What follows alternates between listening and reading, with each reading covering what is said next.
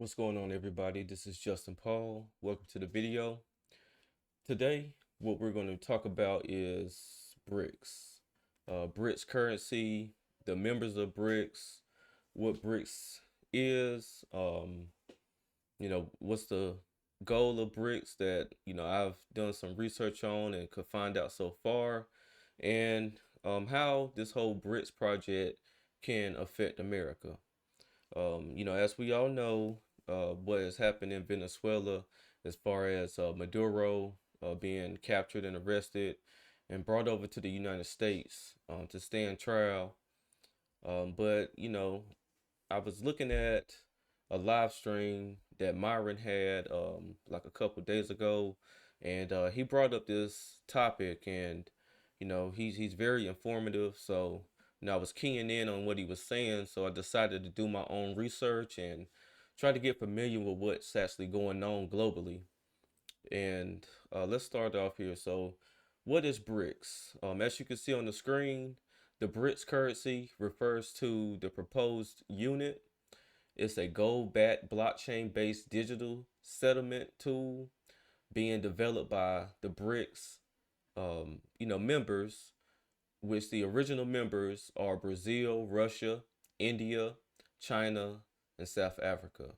It also has new members that we're going to touch on here in just a few, but it's to reduce the reliance on the US dollar for international trade, and it's not for everyday use. And so what it is, it's a pot or basket of 40% gold and also 60% of each of the members' currencies. That's what's going to back this BRICS project and the unit as some call it. But it's designed as a wholesale cross-border payment system to lower cost and bypass traditional dollar-centric finance, creating a multipolar system with more stable asset-backed transactions. So of course, as I was just saying, the purpose is not to, for these countries not to rely so much on, the Western finance system, the US dollar. And, we do know that, most of these countries, they have a lot of resources such as gold and oil. And, those are the things that the United States needs. And we also produce those things. But, global trade is everything. And with the US dollar being the world reserve currency, that's what holds us in. That's one of the things that definitely holds us in to the power that we currently have, along with our military. But everything really runs, through finance as far as dealing with people globally and all the geopolitics that everyone is talking about. So while we are, seeing a lot of people applaud what happened in Venezuela, and the talk of us, going over and being able to, get more oil from Venezuela now with this move. It could have some, some bad back consequences when it comes to this whole BRICS project. And let's look at the members of BRICS. So the members of BRICS currently, of course, Brazil, China, Russia, India, and South Africa. They've also added Egypt, Ethiopia, Indonesia, Iran, the UAB, United Arab Emirates, or the UAE, and in 2024, the end of 2024, other countries had joined, which are, I'm sorry, the end of 2025. Indonesia, as I probably named, and then Nigeria. And also, there was additional 13 countries: Algeria, Belarus, Bolivia, Cuba, um, Kazakhstan, Malaysia, Nigeria, Thailand, Turkey, Uganda, Uzbekistan, and Vietnam. They was invited to participate as partners, And the partner status would allow these countries to engage with and benefit from BRICS initiatives. But right now it's not necessarily clear as far as if they'll be full-time members. Um, but this is an alternative to the SWIFT banking system, which is the Society of Worldwide Interbank Financial Telecommunication. And what that is a secure global messaging network that enables financial institutions to send and receive standardized payment instructions and other financial information across borders. So, that's the system that's used for, international transactions daily.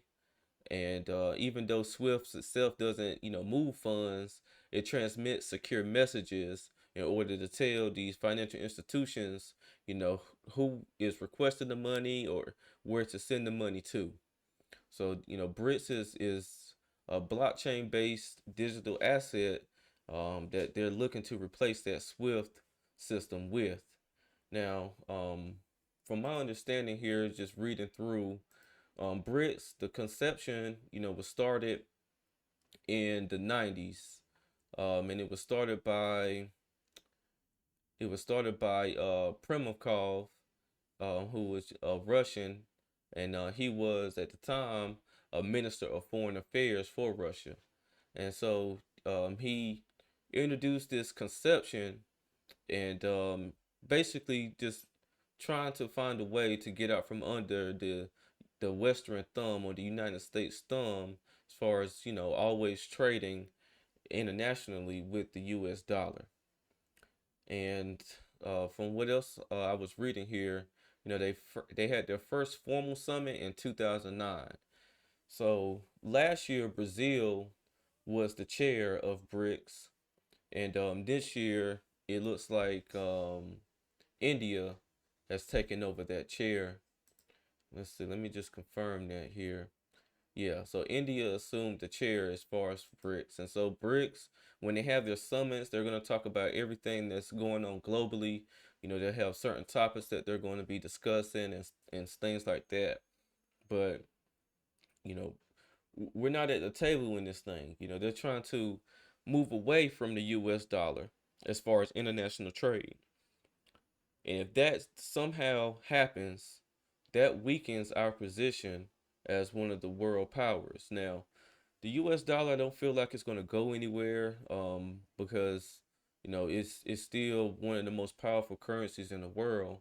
But they are trying to come up with a system that is going to rival the U.S. dollar, and potentially they just won't have to deal with the U.S. dollar at all.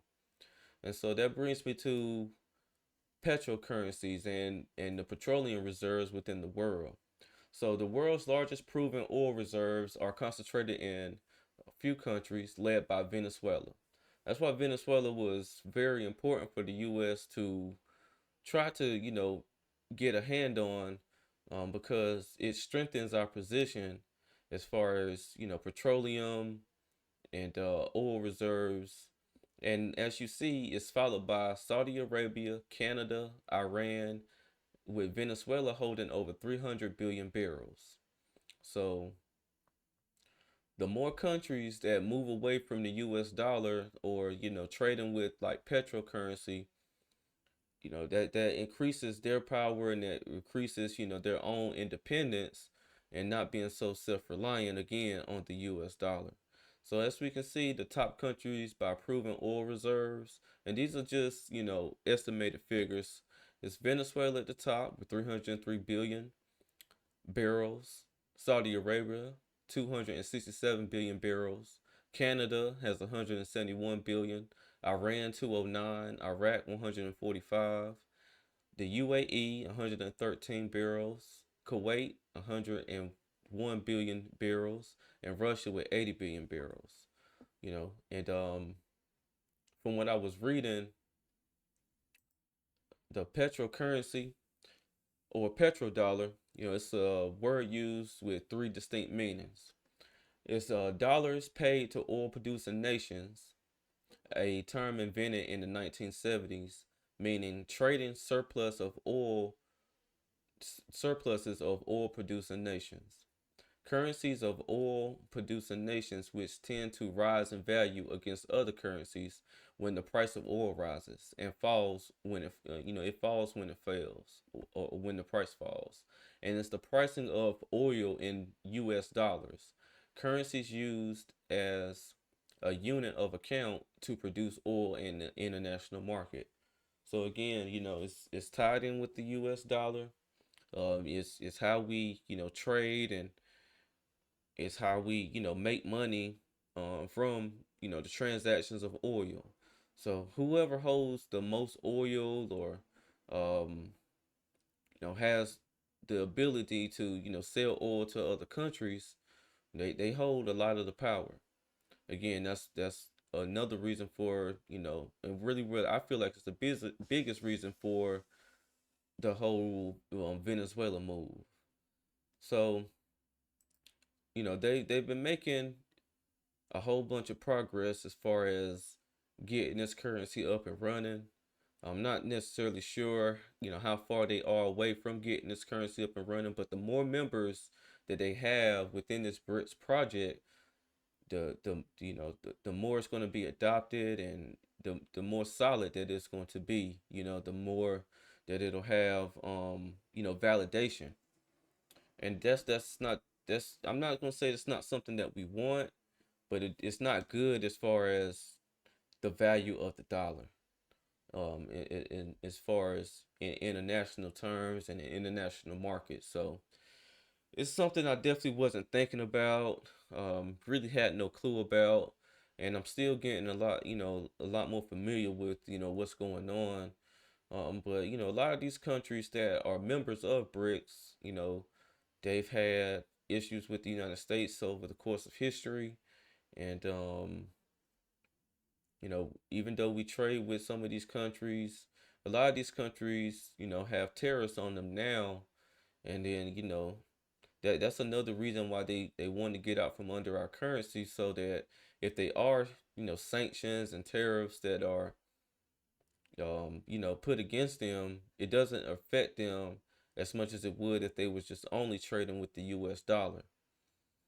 So, they recently unveiled a plan, for a solution that would, what they call the unit, which of course, as I was saying, is composed of 40% gold and 60% domestic fiat currencies from participating governments like China, India, Brazil, Russia, and so forth.